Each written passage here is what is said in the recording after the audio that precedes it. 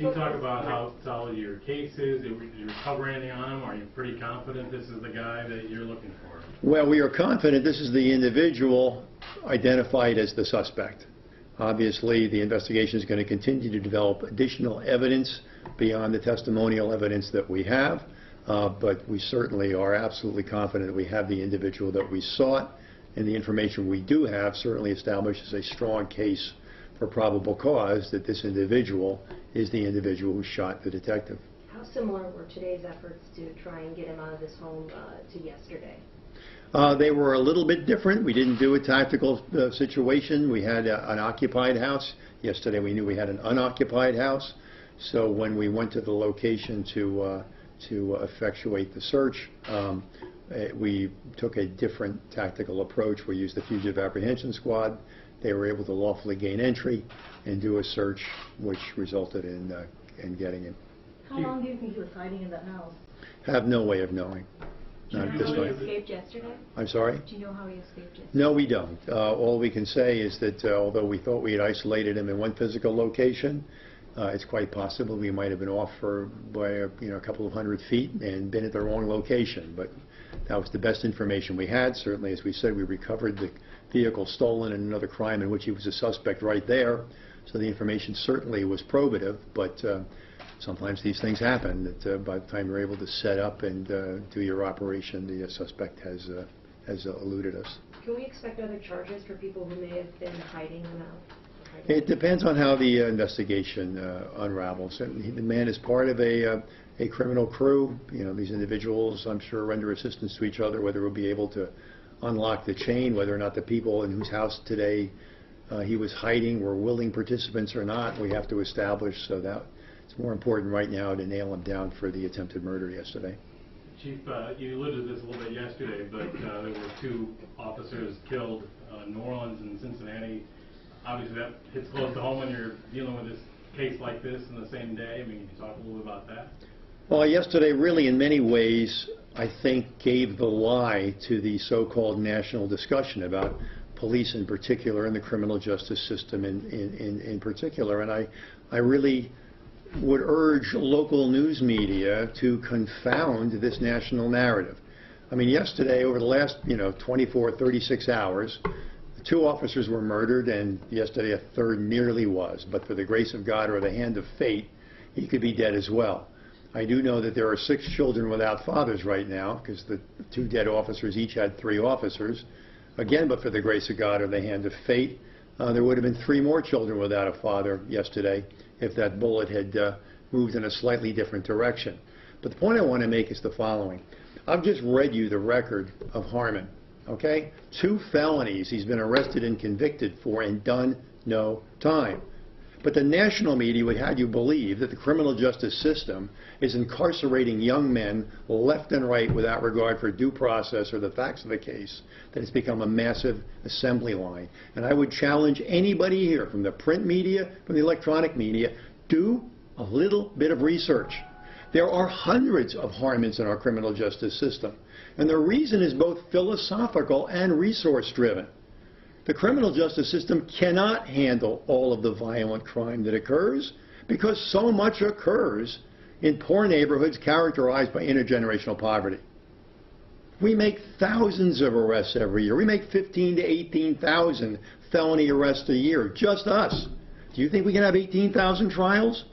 So of course people are given a break. And philosophically, a lot of people in the criminal justice system don't want to see young men ruin their lives when they're 18 and 19 years old. So they get probation, and they get state sentences, and then they get probation again.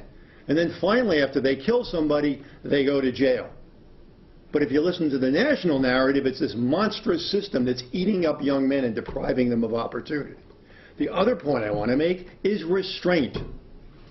Every time a police officer kills somebody in this country, we act as though this is a daily occurrence. And yet the daily occurrence, which you know, is the incredible efforts to which we go to not injure people. Think about it. Who else in society sworn to uphold the Constitution at the risk of their life is asked to risk their life again to not injure a suspect in a murder? You saw that set up yesterday. How long did our officers spend outside a house where they thought they had an armed man who just tried to kill a police officer, attempting to negotiate with him, throwing a phone into him, putting tear gas into them, doing everything they could to make sure they could bring this to a resolution without a violent death? We ask that of no one in society. That's the daily reality of American policing. And at the local level, beat reporters know it. But that's getting filtered out of the national conversation, and a half a dozen questionable incidents across the nation of police use of force in the last year has totally driven opportunistic politicians around the bend, and I think given an entirely false sense of the reality of what the system's trying to do and what police do every day. And I can't think of a better example than the criminal record of this suspect and the behavior of the officers over the course of 2 days trying to apprehend him. So when Harmon's parole was revoked after the 2011 incident, did he didn't go to jail even at that time when it was revoked? Well, we know his probation was revoked in December of 2012.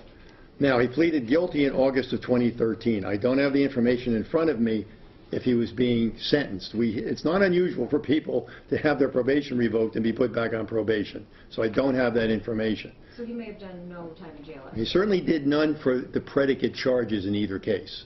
Okay? He might have spent some time in there based on the probation. I don't know that. But he did 0 time for the felony battery. He did 0 time for the felony theft. And again, as I say, I'm not here to hurl thunderbolts like people are purposely making stupid decisions. I get it. All right? There's a lot of pressure on the courts not to put 19 to 20-year-olds in prison for their first or second or even their third offense. But if you examine our serious offenders with violence, somebody do a random sample will help you. You will find time after time after time they haven't been automatically thrown into the slammer. The system isn't conducting itself in a way that's trying to deprive masses of people of opportunity. What we have is a lot of violence in neighborhoods characterized by intergenerational poverty and an overwhelmed system trying to deal with it. Just curious, Chief, can you talk about the original burglary call where officers located Harmon? Well, the original burglary incident occurred in Wauwatosa. They were the investigating detectives. I don't know, Tim or Jim, do you have any information about that? We don't have any information right now. It's still an ongoing we don't have any information on that right now. It's still an ongoing investigation. But Ken, just to be clear, it sounds as if your detectives found a different stolen car yesterday now? Is that what happened? It's all related to a couple of burglary situations that we're dealing with in Wauwatosa. So this suspect could be related to them? It could be related, but we're still working through that. Other questions? Any idea when he's going through intake court? Don't know that. Certainly we'd like to get this case pulled together as soon as possible, but not at the expense of getting solid charges. Any idea if anybody's still eligible for the reward, or you don't know at this point? Yeah, we'll work that out with the ATF. That's going to be their call based on the information and how much identity there is. Well, obviously, if you get a tip that somebody's hiding in the basement that you're looking for a crime, it's a good tip. So we didn't have that information as far as I know, so getting it to us quickly so we could respond to it rapidly before the individual changed his location was very important. Are you surprised it ended the way it did, given the danger of this suspect? Well, we knew he was dangerous. We knew the last time he had been encountered, he had a semi-automatic pistol, which he had certainly exhibited a willingness to use. But at the same token, I know our officers, and I know that they do what they can to resolve these incidents without violence. And I'm not surprised that FAU has managed to accomplish that. They're very highly trained. Do you have a timeline on when you're going to release the officer's name? That's going to be up to the Tosa Police Department, and I'm sure they will as soon as they're comfortable doing that. Do you know can you say where the officer was physically shot and whether Harmon was shot at all in the exchange? We have Harmon was not wounded. The officer, was shot. I guess that's a medical record, and I think based on that, he's certainly got a, HIPAA.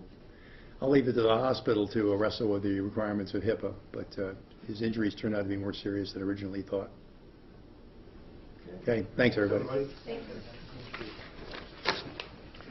you. You've been watching a news conference with Milwaukee police on the arrest of Najee Harmon. The Fugitive Apprehension Unit went into a house near 21st and Wright early this afternoon. The Milwaukee Police K-9 unit found Harmon hiding in a basement. Harmon was taken into custody without any incident. Luckily, no officers were hurt. The investigation is still ongoing at that home near 21st and Wright. The Wauwatosa detective who he apparently shot is still in serious condition but doing better in the hospital. Chief Flint says a $5,000 reward offered may have played in arrest. WISN 12 News will have team coverage of this breaking story tonight on WISN 12 News at 5, 6, and 10.